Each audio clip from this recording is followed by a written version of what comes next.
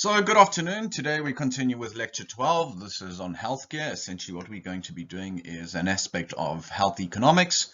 And the recommended reading is, or the prescribed reading is Stiglitz and Rosengard, chapter 13. Specifically, what we will do is we will take a look at the healthcare system in the United States. Of course, a lot of these learnings will be applicable to other healthcare systems. So again, it's the principle that we are talking about, and then we will go into the rationale for the role of government in the health sector. So why does the government need to get involved in the health sector? So let's set some context. So what are some of the issues in the United States healthcare system? First of all, there is a criticism that it is rather excessive in terms of its costs. Remember that this is not like the NHS, which is paid out of taxes and then is free to the public. There is also limited insurance coverage, so not everyone has insurance, which is obviously a problem, because if hospitals are not free and you do not have insurance, you have to pay out of your own pocket. And as you can imagine, health costs are rather high. And then also there are financial strains that are placed on government. So yes, the government might subsidize it or subsidize it to a great extent, but obviously this is also associated with costs, and these costs come out of the fiscus.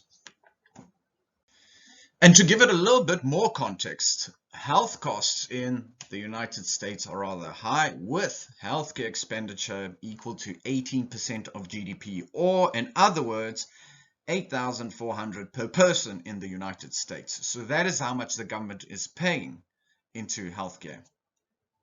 Now, although that the United States spends so much on healthcare, its health status is lower than that of many other countries that spend considerably less.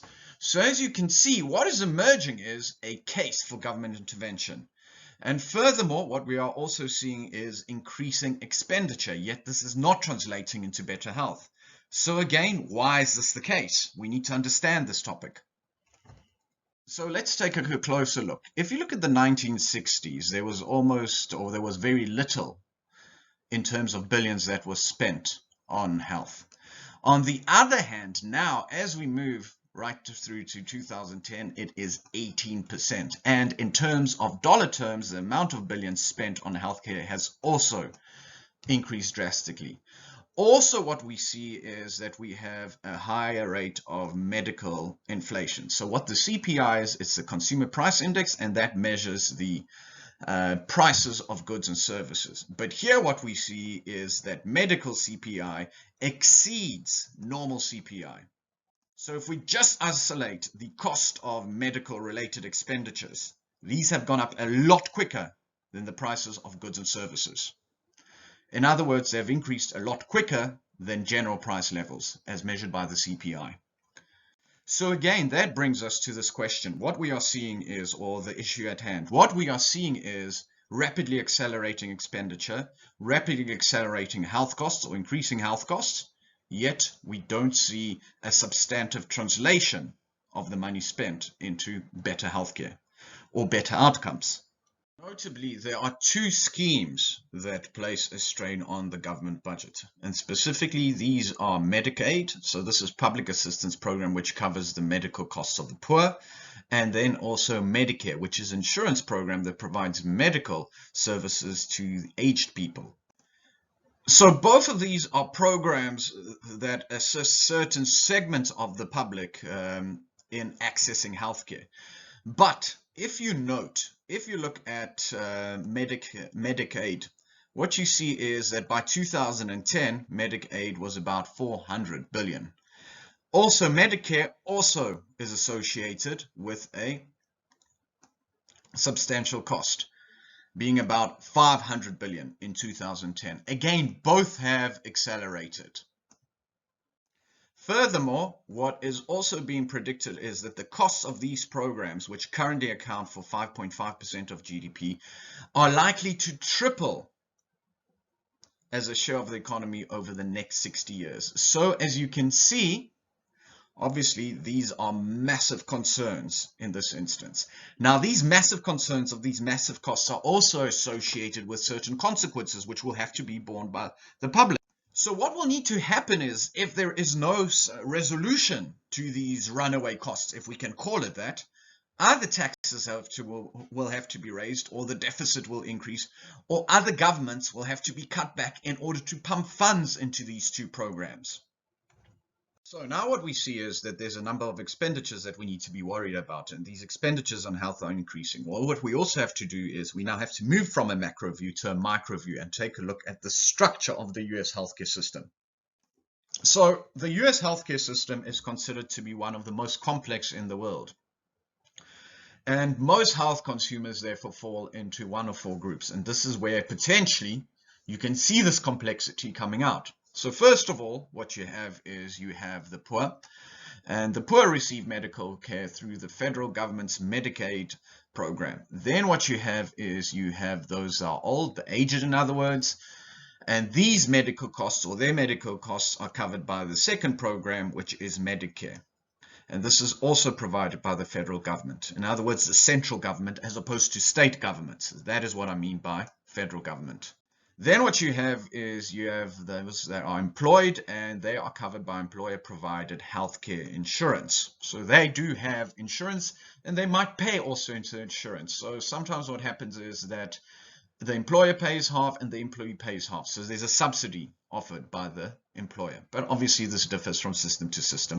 Then what you have is those are uninsured. So sometimes what has to happen is they need to pay directly for healthcare, and sometimes they receive free healthcare. In other words, uncompensated healthcare is provided by them. They don't have to pay compensation. In other words, they don't have to pay for that healthcare that is provided to them. And then what you also have is those that purchase their own insurance. So as you can see, this is very different from the system in the United Kingdom, where the NHS is funded by your taxes. So what is the outcome of that? What is the summary of this complex structure? That a substantial part of healthcare, or substantial costs, are paid not by the individual, but by government or a health insurance provider for many people. Let's take a closer look into funding.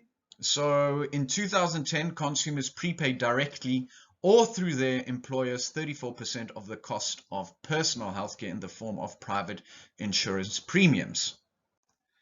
So this is this part of the pie chart. 48% of costs were covered by government. And then what we have is out-of-pocket payments. In other words, these are payments that are made directly by the consumer. And furthermore, then we have other sources of payment. If you do compare that to the 1960s, the situation does seem to have improved. As you can see, the out-of-pocket share has fallen quite drastically. It is now 13.7% as opposed to almost 56% as it was in the 60s. And as you see over time, that portion is falling. What this suggests is that the situation is improving, but obviously this is also associated with government needing to spend more on healthcare. So again, we go to that problem of how do we fund this? How do we fund these accelerating costs? Do we raise taxes, or do we cut back on other programs? What is it that we do? What we also see that US health expenditures are a third higher than the OECD average as a share of GDP. So the US spends 16.2% on healthcare, whereas other high-income countries and OECD countries spend 12.1%. So the United States does spend a bit more, or quite a bit more, in fact, in terms of a percentage of GDP. Okay, so that is what we are looking at. What it does have is a lower proportion of population that is paying out of pocket. It has a 12.4 out of that is what corresponds to the percentage of total health expenditures, whereas the average in high income and OECD countries is 13.7, almost 14%. So again, we do have some positives that we see immediately here. Note that if we look at high income countries, out-of-pocket expenses are usually quite a bit lower than middle income countries and also low income countries. That is in percentage terms. So you can see how high these percentages are. What is the picture that emerges in general? Well, that high income countries offer healthcare that is more accessible. But what is it that ultimately emerges? That the United States is spending as much as other developed countries on healthcare. Yet the complaint that arises is that the outcomes are poor. In other words, healthcare does not appear to be very effective. So how do we measure the effectiveness of the healthcare system? Well, two benchmarks or two litmus tests are: number one, life expectancy, and also infant mortality rates, which are lower than those of developed countries, which might spend a little bit less even. Some of this might, for example, be attributed to lifestyle decisions. So, for example, in the United States, there is a problem of a high incidence of obesity. Also, some of this might be attributable to high levels of inequality than in other developed countries. And this inequality is associated with less easy access to healthcare to those that can't afford it. In other words, those that have to pay out of pocket but are unable to do so because they don't have money. So what we arrive at is a need, or at least a room for improvement in both the efficiency and effective of the United States health sector. As we see, the United States is spending as much as developed countries, but it is not achieving similar outcomes, which is a concern, obviously. But aside from focusing only on the healthcare sector directly, what we should also consider are other factors, other economic, socio-economic factors that impact health. So, for example, we can reduce health expenditure by targeting smoking, drinking, eating habits, and instituting exercise regimes. So what emerges is an argument for government intervention in the healthcare directly and also indirectly in relation to aspects that impact the need for healthcare or the demand for healthcare as a result. Now let's discuss one of the players in the US healthcare market, and specifically that is the private sector. So where does the private sector enter the equation?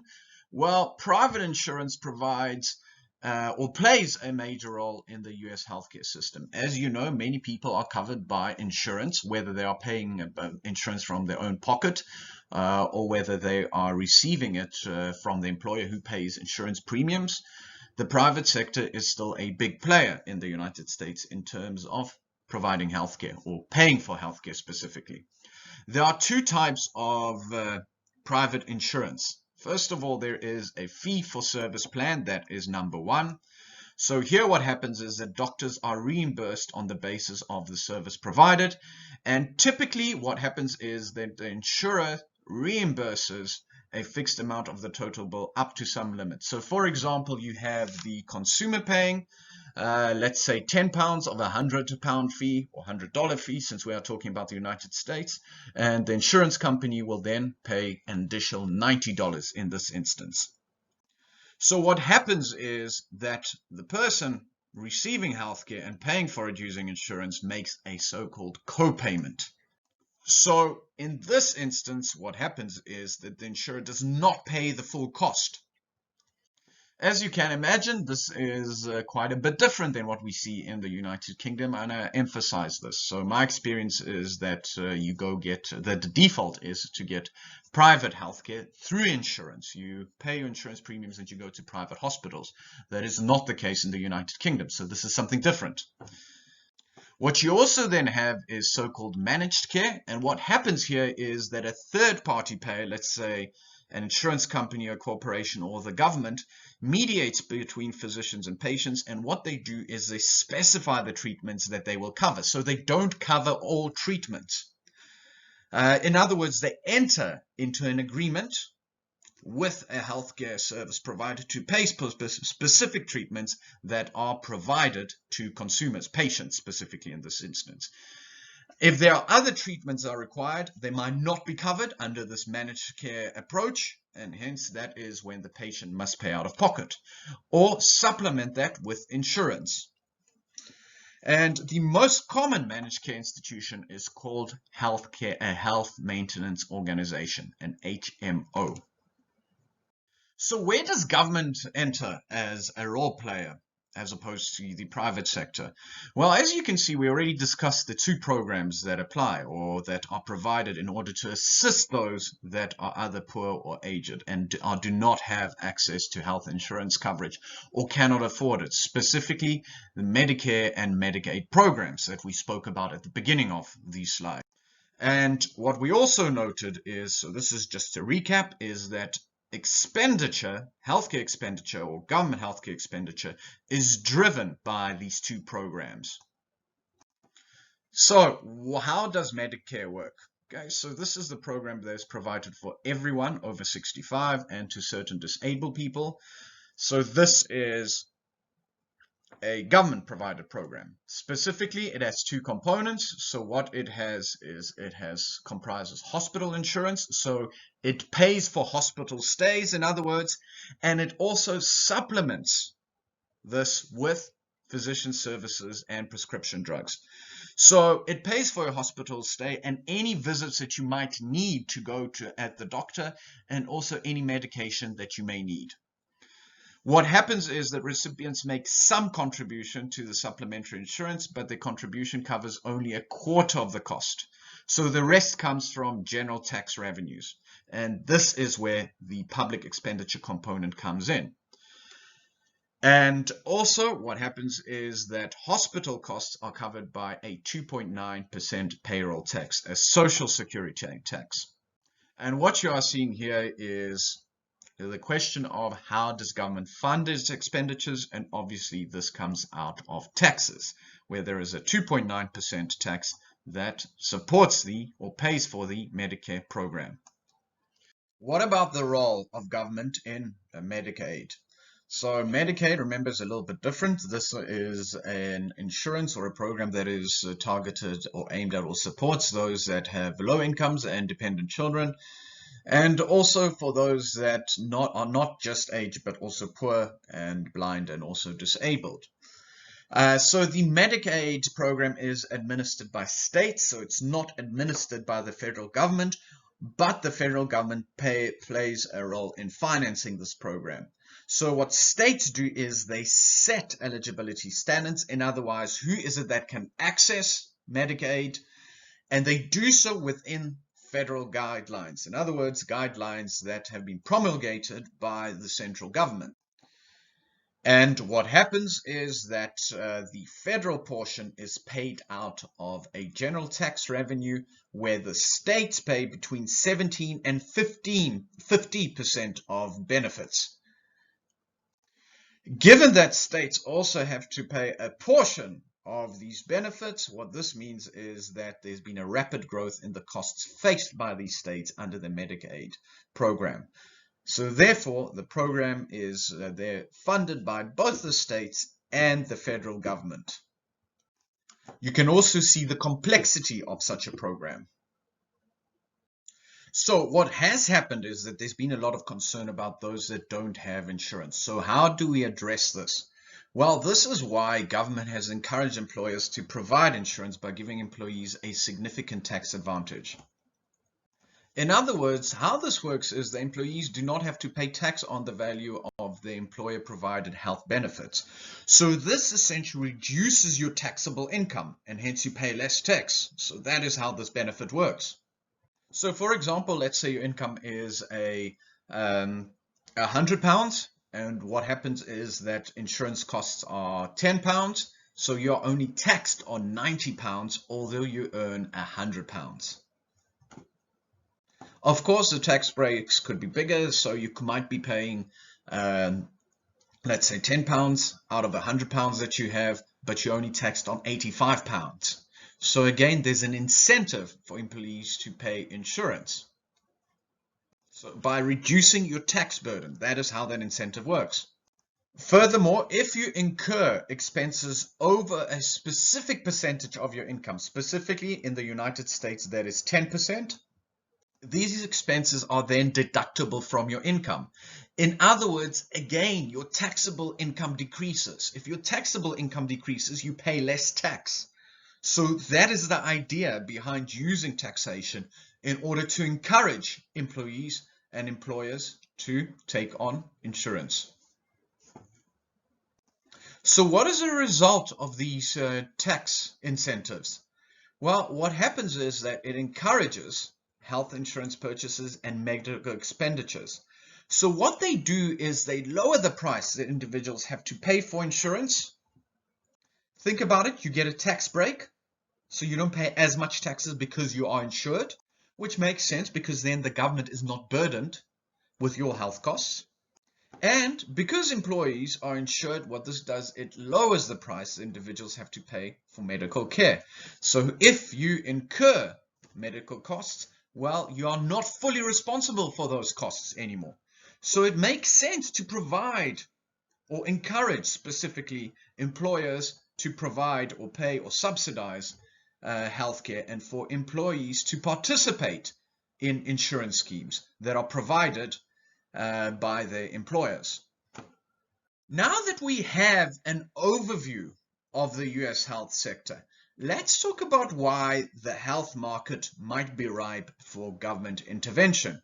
Given its imperfections and some excessive expenditures that arise, yet the poor outcomes are observed in the United States healthcare sector. Specifically, there are a number of market failures. And remember, market failures are a reason for government to get involved, and government should do something to address these market failures. So what are these reasons? And we'll discuss them in turn on the slides that follow. First of all, what we have is we have imperfect information. We also have limited competition. We have a large role of non-profit institutions that play a role in the healthcare sector. And then also we have the insurance industry in the healthcare sector that is responsible, associated with market failures. So what are these and why are they market failures? Let's take a look. So what happens when somebody goes to a doctor? Well, there is the problem of imperfect information. A doctor dispenses advice, and therefore somebody goes to see a doctor for their knowledge. Now, what happens in the healthcare sector is that a consumer relies upon a doctor's judgment as to what procedures must be undertaken and what medication needs to be purchased and taken. However, as you can imagine, medicine is specialist knowledge, so patients do not have the same level of knowledge that doctors have. So they are unable to effectively assess and evaluate their doctor's advice, or their skill for that matter. So they might not even be able to tell whether a doctor is qualified. And this is where government steps in. So what government can do is it can dispense licenses. In other words, it will license medical practitioners that have to meet certain standards. So there is some kind of quality assurance. So that is the first thing. And second of all, government will also regulate medication so that when a patient is prescribed a specific medication, there is a degree of safety that is built into that process. Furthermore, another example is that patients don't know the quality of a hospital or the effectiveness of a hospital. So what can government do? Well, it can close the information gap and can do this by issuing report cards on hospitals in terms of survival rates, in terms of consumer rankings, in terms of the effectiveness of the medical staff, and so on, and a whole number of aspects. So this again fills in the information gap that arises due to consumers having less knowledge than medical practitioners. So this is one way of addressing market failure in the medical or health sector specifically. Another issue that we have in the medical market or the healthcare sector is that there's limited competition, and this limited competition is compounded by imperfect information. So for example, when you have a shop and it's selling TVs, how you can get customers is by lowering a price. Well, what happens when a doctor lowers their price and lowers their price further than competitors? Well, first of all, there is an inference that the doctor might not be in great demand. and therefore is trying to attract more customers. However, that lack of demand can also suggest that the doctor services may also suggest that they are not a good doctor. Furthermore, the medical field is very varied, and this is also what makes the price and quality comparisons rather difficult. So, for example, if I go to Dr. A with ailment A, let's say, the outcome or my satisfaction might be very different if I go to Dr. B with the same ailment, called ailment A, but Dr. B does not focus or does not specialize in treating these ailments. Furthermore, another issue is that in small communities there are very few doctors from whom to choose, so there is no competition or very limited competition by default. And the same may be said about hospitals. Some small communities have a few hospitals, only one hospital. So if that hospital is not very good, well, you don't really have much choice. Again, that is the result of limited competition. Finally, by the nature of medicine itself, if you have a medical emergency, you might not be in a position to choose from among many hospitals. You need to go to a hospital that is nearest you. So again, it might not be the best hospital. Government can, to some extent, remedy this by perhaps building more hospitals, depending on which country you're in. It can send doctors into specific areas. It can prescribe the doctor's work in deficit areas for a period of time before they are licensed. And it can also issue assessments for hospitals, so that consumers and patients have a greater choice in terms of the number of hospitals and in terms of the number of doctors. What we also have is, ironically, the absence of a profit motive, and this is what drives up costs in the American healthcare sector. So what happens is that there's a lot of large non-for-profit organizations that provide healthcare in the United States. In fact, the majority of these hospitals are not-for-profit institutions. Now, because they are not-for-profit institutions, what this means is that there's no incentive to minimize the cost of delivering healthcare. Now, obviously, if you do not minimize the cost of delivering healthcare, then what will happen is that costs will grow. And that is what we are seeing in the expenditure on hospitals. We are seeing growing expenditure. Then what we have is we do have some for-profit hospitals chains. Now, these respond to profit motives. So this is essentially an opposite of not-for-profit institutions that provide healthcare in the United States. But in this instance, there is a problem associated with it. And that is that the focus has shifted away from efficiency to perverse incentives for lowering the quantity of healthcare so that profits can be maximized. And what also happens is that a lot of the money in for-profit institutions does not go towards providing better services, but instead goes to paying higher salaries of administrators. So what we are seeing here is essentially another form of market failure that could be regulated. It does not seem that non-for-profit institutions are the solution or for-profit institutions are the solution. In both instances, what we are seeing is certain types of market failure. So, for example, for not-for-profit institutions do not keep costs down, and then for-profit institutions or profit chains have potentially a perverse incentive. Again, what government could do here is set basic benchmarks or basic standards or specific standards that must be reached. Also, assess hospitals and also regulate these hospitals to make sure that costs do not grow and that the quality of services provided is of an appropriate and acceptable or necessary standard. There have been a number of criticisms that have been aimed at the health insurance industry in the United States. So, for example, some people buy too much insurance, and therefore the insurance these levels of insurance induce excessive expenditure on healthcare. So that is going back to the problem that we started with. Second of all, many people cannot obtain insurance, and so therefore there's too little coverage. And this specifically sometimes relates to those that are most in need of insurance. The reason why they can't obtain it is because it's too expensive, because they are in the high risk category for whatever reason. Then there's a complaint about transaction costs. So the administrative costs, such as the costs of filing and processing insurance claims, are rather excessive.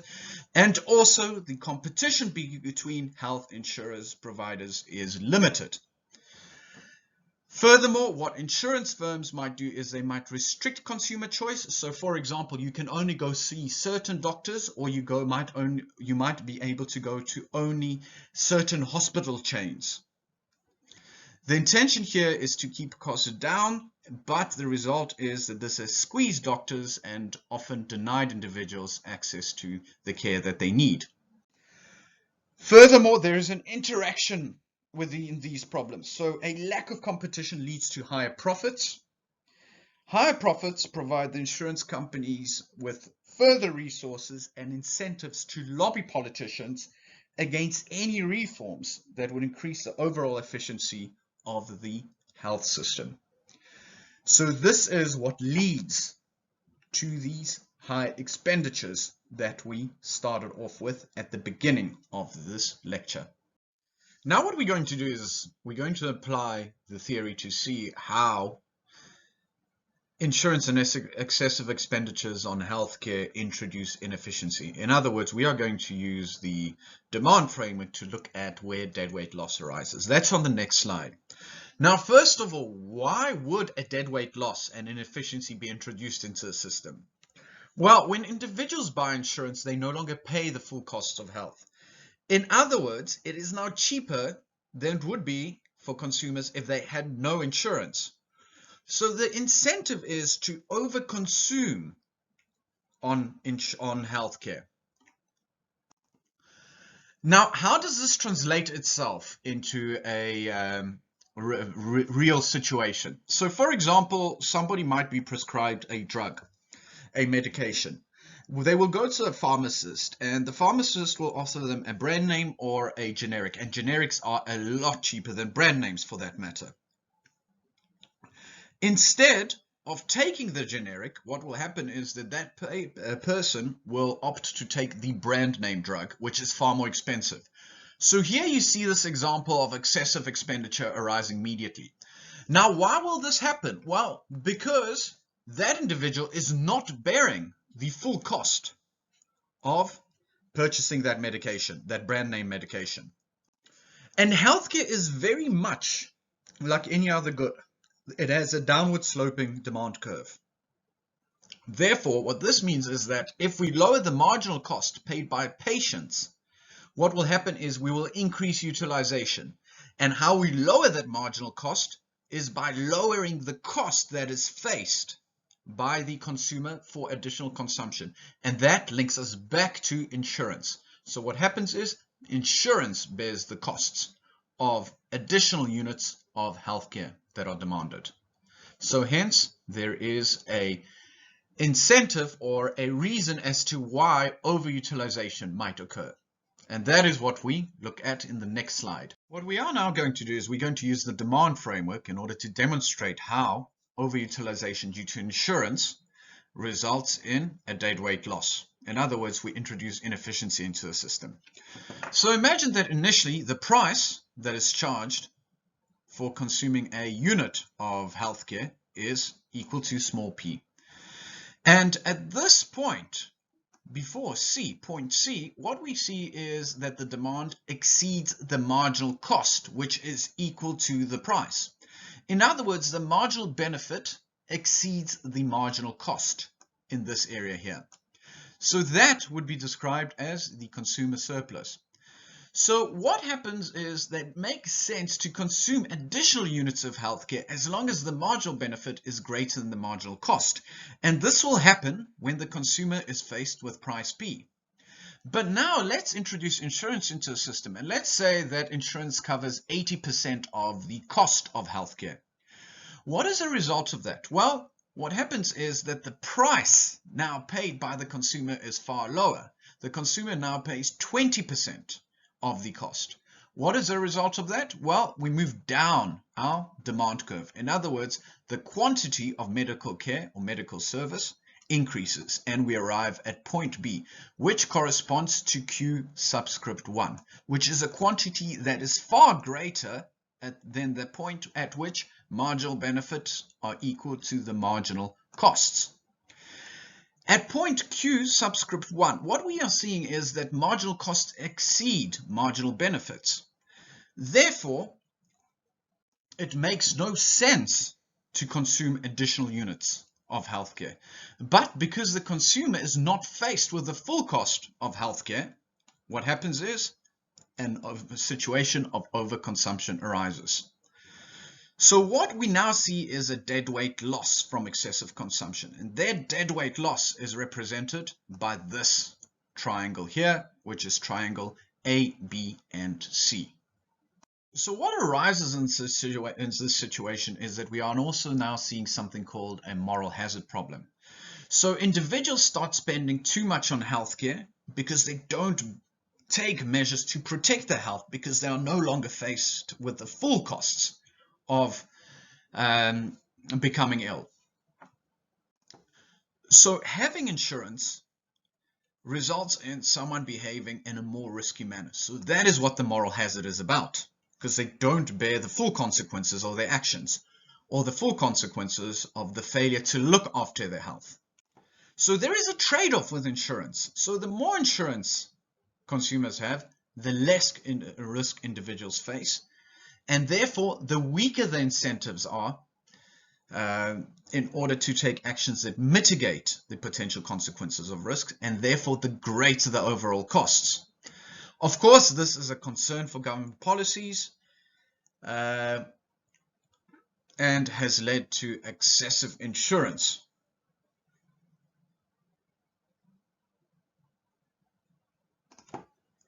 And because insurance is excessive, what this means is that there's excessive expenditure on healthcare that is not potentially required, as we saw in the previous slide. And we must remember the bigger context. So if individuals are spending too much on healthcare, they are not spending on other goods and services. And of course, this is then reflected in the economy as a whole. Another problem that arises with insurance markets is so-called adverse selection. And what adverse selection suggests is that what will happen is that those that are most likely to need insurance are going to purchase it. In other words, it results in a pricing out of those that are least likely to need medical care.